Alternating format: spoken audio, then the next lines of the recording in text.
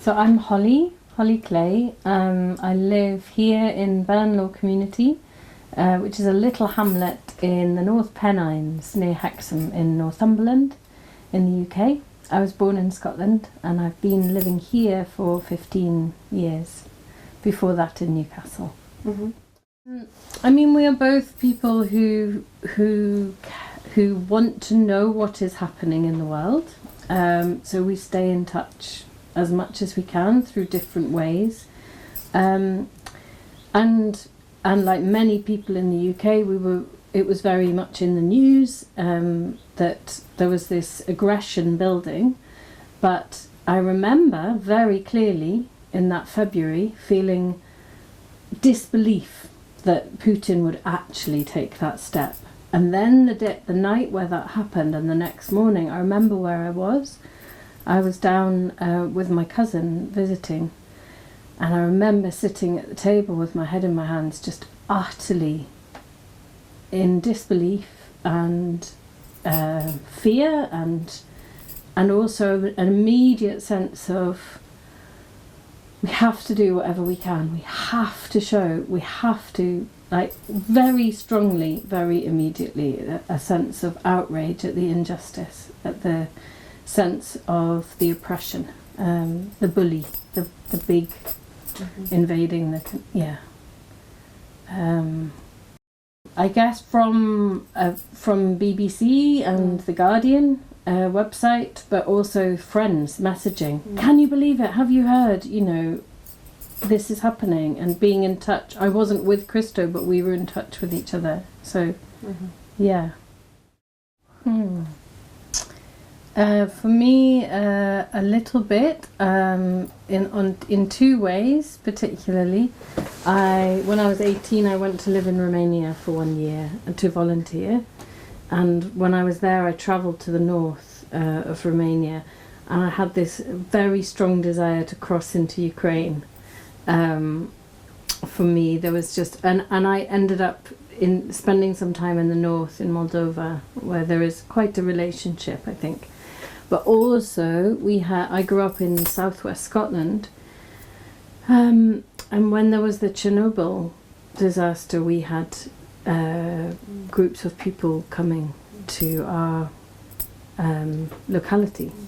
I don't know, they were two ways, but also I've always loved many, so Christo particularly, he's talking about film, but for me I've always loved folk tales and like folk stories from different countries. And when I was younger, we had a book of folk tales from all different countries, and there were some Ukrainian stories, and I really remember them touching me. So those are some ways, but yeah. So it was very quick, actually, very quick after the invasion. And why? I think this strong passion, strong sense of injustice, and perhaps something that Christo was saying about it, not about the closeness, meaning that people felt maybe there was something we could do, you know. And I remember lots of messages and discussions straight away, like, what can we do, what can we do, what can we do, you know. And the impulse to raise money, the impulse to communicate our solidarity, that being really important. So really quite early on, I looked back at my messages today, so already at the last days of February, we were all messaging around here, like, let's get together, you know. And there was a meeting in the pub in Allendale about the initial kind of energy was to go there, to take things for people. And so there was immediately a kind of, mobilizing of energy. And I think because round here it's quite rural, people know each other, it meant we could be quite effective very quickly to communicate with each other. And there was already like a WhatsApp group, you know, and yeah, like on the 11th of March was the first group of trucks that went from Allendale to the Polish border with stuff that we'd all gathered here. So that was already quite early on, which feels sort of naive now, but there was just such a strong passion. And the other thing to say is that we were, certainly speaking for myself, we didn't trust our own government to act fast enough and to do the right thing quickly enough, you know? They didn't. I still feel a sense of anger about how slowly that happened. So again, looking back at my messages today, I noticed one of the things I was doing in the early days of March, every single day I emailed my MP, Guy Opperman, saying, please, you know, act faster to set up a system whereby we can bring people here safely, and people know that they will be received here. You know, people that are having to flee their homes. The images, we don't have a television, but we were looking on the internet, we were looking on the papers, we were sending images and stories between people. And the images of people having to leave, I suppose particularly people with children, that was, you know, we have young children, that was very strong. Yeah, they acted as a very strong catalyst. So quite quickly, already by early March, we had an organisation that we, you know, called Allen Valleys Helps Ukraine. And that was partly because the minibus, when we took the minibus that went out with aid, needed something on the side of the minibus to identify it. And yeah, quite a few of us love what food can do to bring people together in community. And so for us, it also felt important to be educating and spreading like stories of real people and place here, so to be more ready to receive people in a more kind of real and authentic and educated way, maybe. So we had the idea to do a Ukrainian cafe along in the village hall, and that immediately there was such a relief from a lot of people who wanted to do something, and it was like, okay, let's do this. So we set the date already on the 10th of April, and lots of people were involved, and we tried to educate ourselves as well about Ukrainian food, and we were inspired by... Oh my god, sorry. She wants to be in the... She wants to be in the... Did she run away? No, she's on the piano. We were inspired by the Ukrainian chef, Olga, what's she called? Olga Herz. Ukrainian woman. Yeah. Who already had a campaign down in London called Cook for Ukraine. So we got some of her recipes. We had some sessions teaching ourselves to make the dumplings and borscht, and I learnt to make Ukrainian cheesecake. I remember, and yeah, just did lots and lots of cooking and fundraising, and it was as much about, we urgently wanted to make a lot of money because it felt something we could do, but it was also as much about kind of bringing people here together, people that were feeling a desperate need to do something, and to also help us to feel together, so that we could act more efficiently when people started coming over. That was the hope.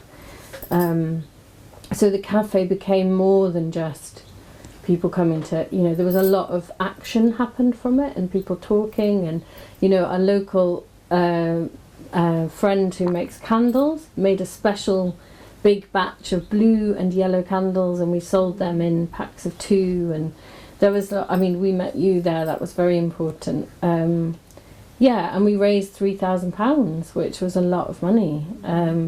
And we were very clear that money we wanted to split between our organisation, Allen Valleys Helps Ukraine, to help bring people here safely, but also another already established refugee organisation that houses refugees who had a strong ethical practice of doing that well, and who was already housing people from Syria. But this was for Ukrainian people coming to the country, and then we also sent some money to UNICEF because they were on the ground. We wanted to reach people actually in Ukraine. Yeah, I think so. And also a lot of us around here, we don't have a lot of money, but we were happy. We wanted to give our time, our energy, our ideas, and it also, as you can imagine, suddenly a lot of people coming together around an issue was very powerful for community building, and it also brought some tension sometimes, because some people wanted to just put all the money and energy into getting out there with trip after trip after trip. And for others of us, after the first 2 or 3 times of people driving across, we began to question, is this the wisest use of our resources, of our energy, of our money? Instead, should we be trying to put more into bringing people here? So there was big decisions and discussions, and there was also the ethics or the kind of moral question for some people over, we got challenged by people like, why are you suddenly doing all of this for Ukraine? You know, there's been wars in other countries all, you know, going on, and people aren't doing as much for that, you know. So there was these questions, which were important conversations, but didn't really take away from the fire, of how important it was. Say. No, I was going to add to that point. Yeah. I could. So, I mean, one thing that quite quickly happened with people going over there, but also on Facebook, was that we had a little, was a QR code, wasn't it? Like, and a description to try and spread the word in Ukraine and in Poland, where a lot of people were crossing over, to say we are a small organisation in the north of England who are fundraising for and trying to actually facilitate the bringing people over, because the government still hadn't set that up at the beginning. So again, in a way, it was so time consuming trying to like connect into individual people, and then what we had over here was a lot of local people saying, right, okay, I've got 2 spare rooms, you know, I've got I've got space, or, you know, but I live 3 miles up the valley, is that okay? And so there was lots of dealing with local people here to talk through the realistic prospect of what they could offer, and whether that was actually going to be useful for people, you know. Like Christo said, that was a question for us here. We're 3 miles from a bus route, you know, is that a bit crazy to bring a Ukrainian family here to a totally new country, having been through the trauma of leaving, and then to be somewhere where they can't even be autonomous travelling. How more Ukrainian people came to this area? So I don't know the final amount, but I do know quite a lot, and I do know that I think proportionally we had a lot compared to other rural areas. But in the end, it did make sense, most people, to be in the village, to be in Allendale or Catton. So quite a few families.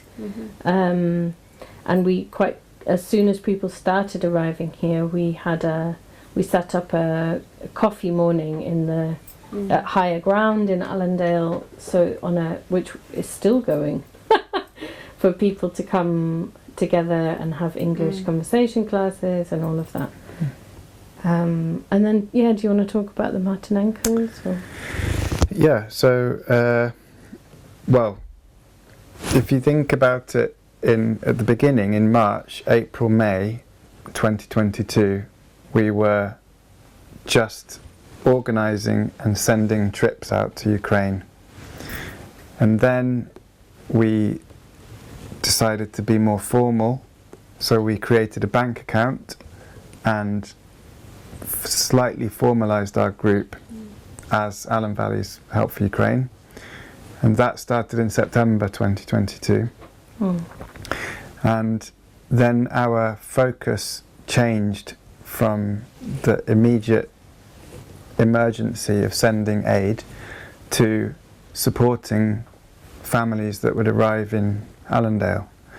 And there was one particular family that... Oh, that was already happening before September. Yeah. There was one particular family that one of the group who'd gone out had met a family with a young son who had cerebral palsy, who and just were really vulnerable.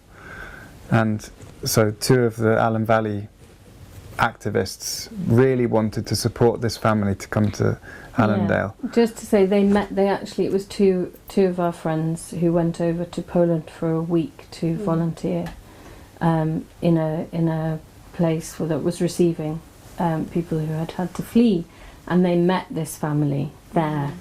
And there was no father. There was a mother and a son who was 10 or 11 at that time, and disabled, and then two grandparents. And they had fled. They lived in the very east of Ukraine, and they had already fled and crossed Poland, into Poland. And they were going to be although that Germany and other countries had been quite quick and better at setting up systems, this family had such particular needs, as Christo said, that it was very difficult to imagine how they could be housed very easily. And what do you think about Ukrainian people? No, you met some Ukrainian people, and what do you think? What's different traditional or some habits? What surprise was for you? Incredibly generous, hospitable, warm, philosophical. Some very strange food habits. Please tell Ukrainian because... Okay, Ukrainians have a very unusual palate, taste.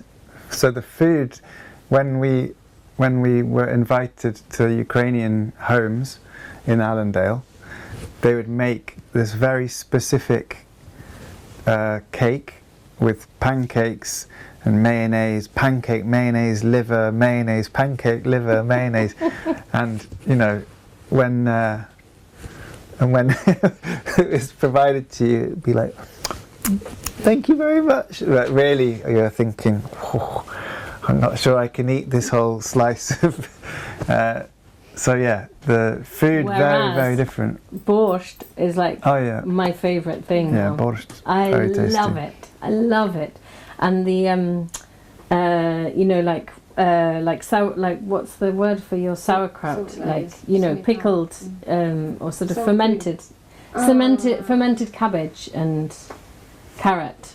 It's like meat inside? No, like cabbage and carrot cut up and then left in vinegar and salt. Maybe. Like kimchi, but... Like kimchi, but the Ukrainian So version. I love this. I love lots of the potato dumplings as well. Delicious. Yeah, very very hospitable. We can't go around to our friends' houses now who are Ukrainian without being given food. Which is very lovely, especially knowing people are, don't have a lot here necessarily. Yeah. But also I think we maybe have met quite metropolitan Ukrainians, like the artists that we've met, like, Svetlana and Lucy and Yarina and people like that.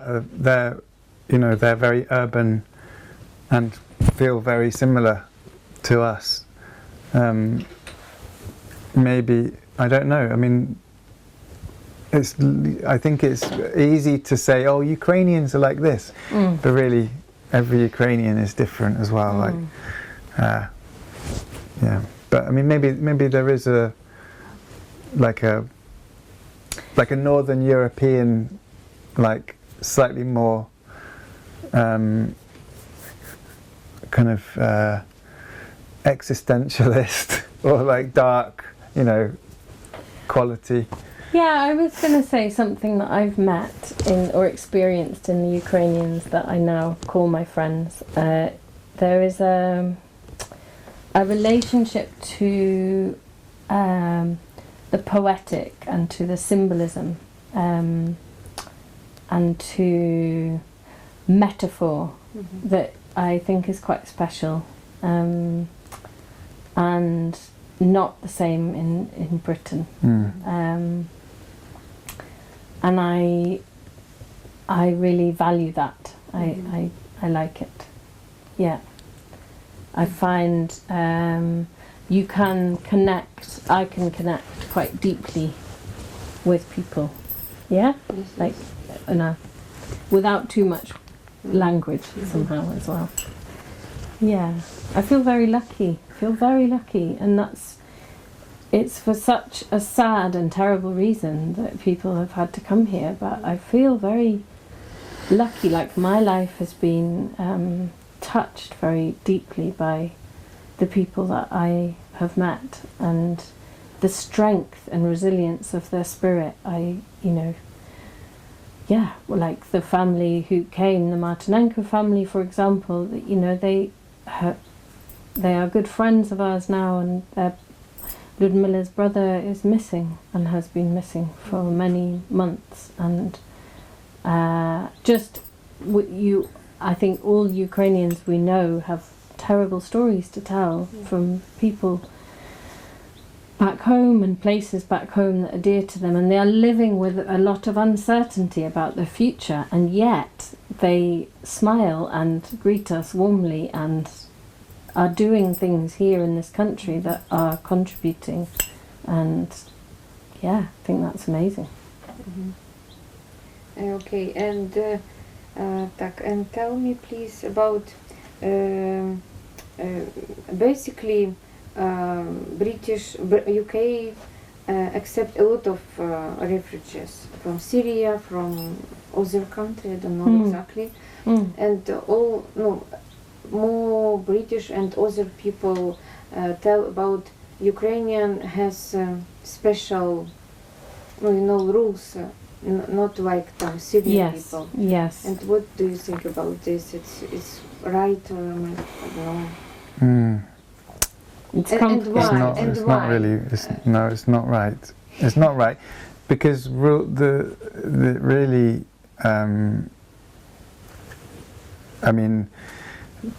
The issue of immigration is very, very sensitive in the UK, and there's a big divide of opinion. So when you talk to us, we will be at one end of this spectrum, but talk to other people and they'll be at the opposite end of the spectrum. So it's a very big difference in how people feel about immigration. And there is a racial element to that, although because certainly when we were part of the European Union and the borders were opened up through the Schengen Agreement, a lot of people came from Poland, from Romania, and this was a big threat to some working class communities where they felt very heavily impacted. But then there's also a racial element to this, because I think British people are, they have a colonial history, they have a history of violence towards people of colour, and a history of discomfort about, or they're uncomfortable about that history. So I think there is a racial element to why the UK would not make the same opportunities for people from Syria or from Afghanistan, or from different countries in Africa or Latin America. I think this is a racial issue, a racist issue. Why government UK this is I'm not. sound hitting it. when it goes inside. Okay. Listen, something. Is that okay? Why you silent? And it was okay. Are we It's all right okay. for time? Seeing as 25 we're chatting? past. Yeah, we've got Okay. 10 minutes maybe. Cool. So I think good question. I've got I think an one idea. one reason is the closeness and the feeling of this being a threat to democracy. You know, to feeling very close, and that there is an existing kind of antipathy and suspicion of Russia, and desire to defend that which feels European.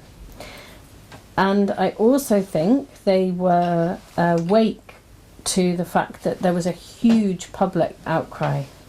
So governments want to do what is popular and what is, you know, so I think it was undeniable that there was a huge outcry from British people that they wanted to respond to. I actually, I won't go into, you know, I feel like there were things that were handled badly by our Prime Minister at the time and by our government, which probably didn't help. But yeah, what else were you going to say? No, as well, to why? I think that maybe there was a trauma response that invoked the Second World War. I've never thought about this, but I suddenly think that there was the way that we reacted was almost like we were reliving a Second World War scenario of like Hitler partitioning Czechoslovakia or Poland. You know, it was like that kind of big military maneuver that was like a threat on a scale that we'd never seen before. And so while we maybe were reacting with that kind of trauma, then there was also our politicians were reacting probably with that as well, but also like I think Boris Johnson was wanting to feel like he could be heroic as well. So you know, so maybe because it could have been that we had a different Prime Minister who wanted to be calm and work things out differently, and we would have still reacted, but the politicians wouldn't have changed things. I think maybe if I'm, you know, just being really clear thinking, maybe there was something about the politicians feeling like this is, we should do this for Ukraine, but maybe not for Syria or not for, because now we have the situation of you know, people in Gaza being bombed by Israel, and we can barely even speak about it.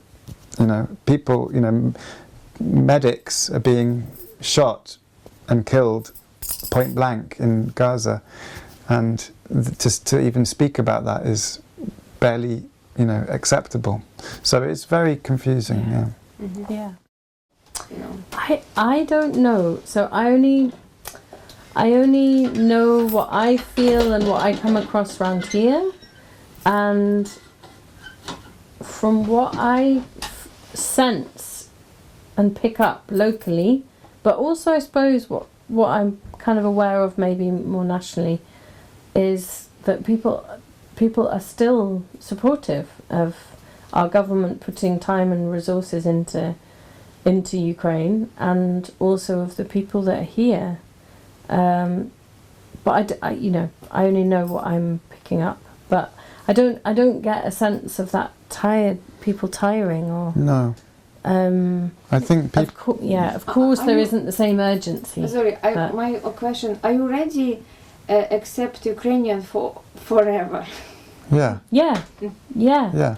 yeah, and also because we've got to know people, like really, like formed proper relationships with a few people who are from Ukraine.